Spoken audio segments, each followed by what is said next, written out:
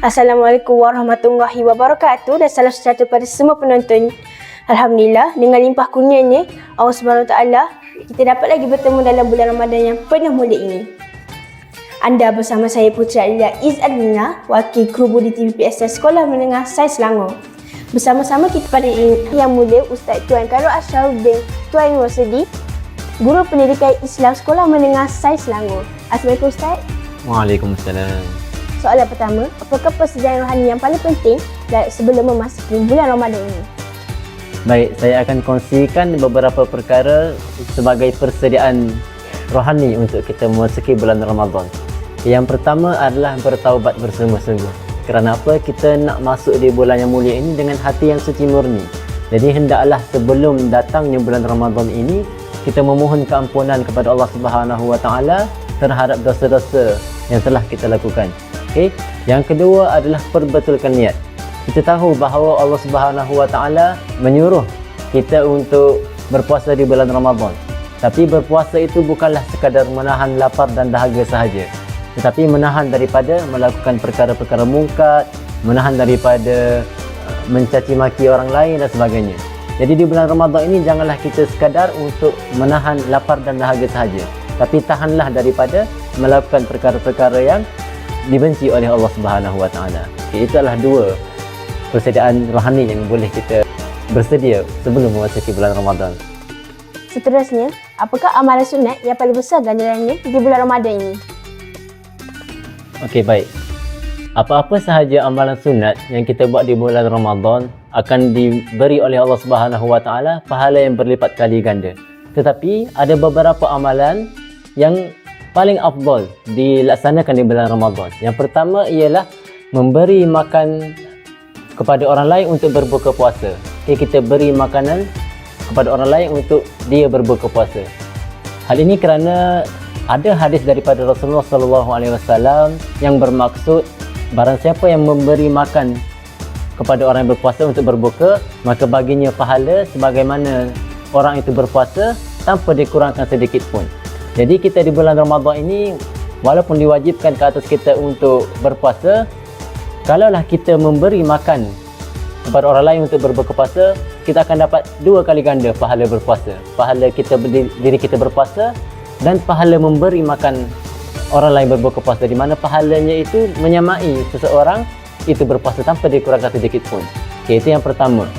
Yang kedua adalah salat sunat tarawih, di mana salat sunat tarawih ini hanya ada di bulan Ramadan sahaja, tidak ada di bulan lain. Salat sunat tarawih ini kita boleh buat sama ada 8 rakaat ataupun 20 rakaat. Jadi lebih baiklah kita buat secara berjemaah di masjid-masjid atau surau-surau berdekatan. Okay. Yang ketiga adalah membaca Al-Quran.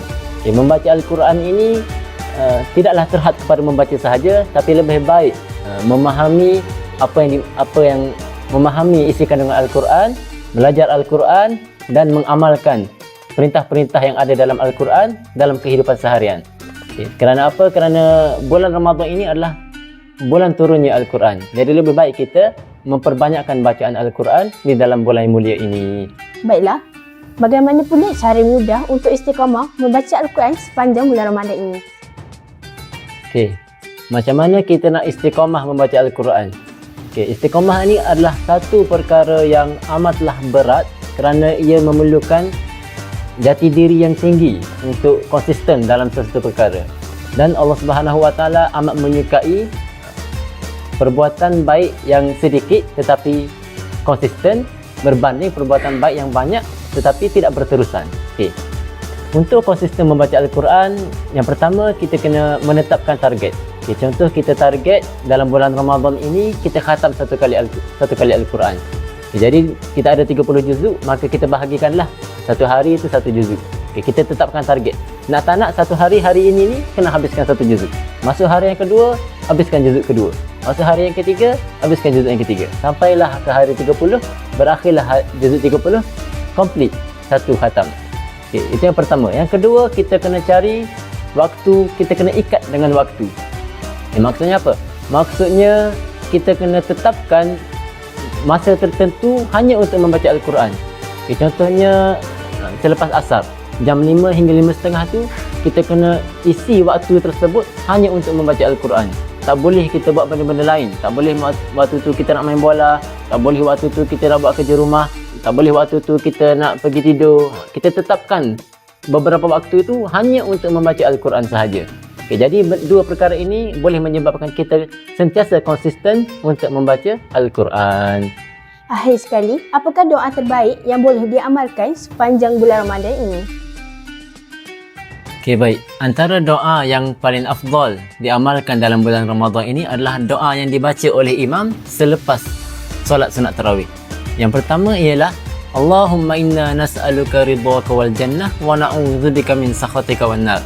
Yang bermaksud, ya Allah, aku memohon kepadamu redha dan syurga, dan aku berlindung denganmu daripada kemurkaanmu dan neraka. Doa yang kedua adalah sambungan daripada doa yang pertama, iaitu Allahumma innaka afuwun tuhibbul afwa fa'fu anni.